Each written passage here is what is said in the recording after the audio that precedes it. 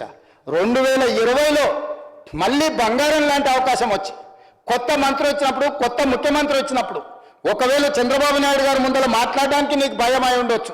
ఎందుకంటే నీ పాత యజమాని కాబట్టి, పాత యజమానిని చూడంగానే అంతకుముందు అతని దగ్గర పనిచేసిన కొంచెం కడుపులు ఎక్కడో బుగులు ఉంటుంది. యజమాని ఎదురుగా నిలబడి పొటాపొటిగా మాట్లాడాలంటే కొన్నిసార్లు కొంచెం నర్వస్ అయిపోతాం.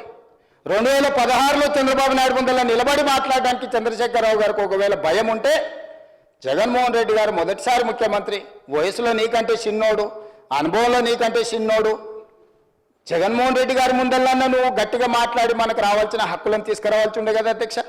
అది కూడా చేయకుండా 2020లో శాశ్వతంగా ఈరోజు బ్రిజేష్ ట్రిబ్యునల్ తేల్చే వరకు 299 మాకు చాలు అని చెప్పి ఈరోజు గుదిబండ రాసి ఇచ్చిన డాక్యుమెంట్ అధ్యక్ష. ఈ విధంగా ప్రతి దగ్గర చంద్రశేఖరరావు గారు తెలంగాణ రాష్ట్రానికి ఈరోజు శాశ్వతమైన మరణ శాసనం రాసిండు.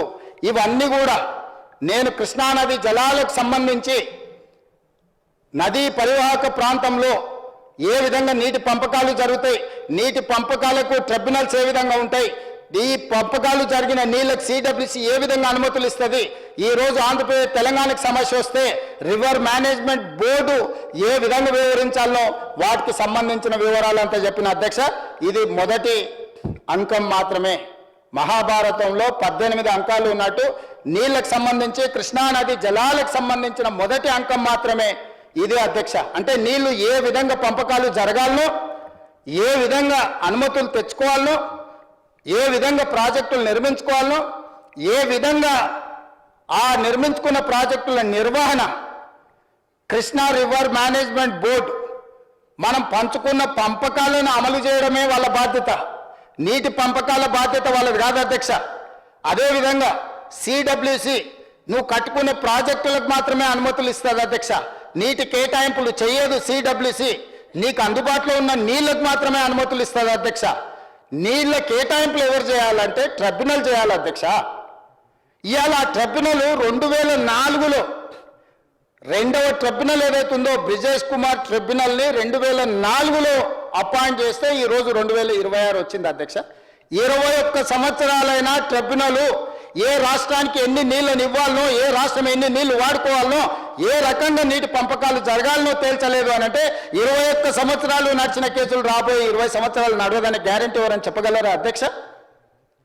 ఎన్ని సంవత్సరాలు పడుతుందో తెలియని దానికి లింకు పెట్టి తెలంగాణ నీటి హక్కులను శాశ్వతంగా తాకట్టు పెట్టి 10 సంవత్సరాలు ఆంధ్రప్రదేశ్ 4.47 టీఎంసీల కెపాసిటీతోనే కృష్ణా నుంచి అక్రమంగా నీళ్లు తరలించడాన్ని ఉన్నదాన్ని 13.37 టీఎంసీల నీళ్లు తరలించడానికి నీ 10 ఏళ్లలో నిర్వాహకం చేసి ఈరోజు చేసిన నిర్వాహకానికి నీకు ప్రజలు విధించిన శిక్షకు కొంతకాలమైన మౌనంగా ఉండాలి కదా అధ్యక్ష.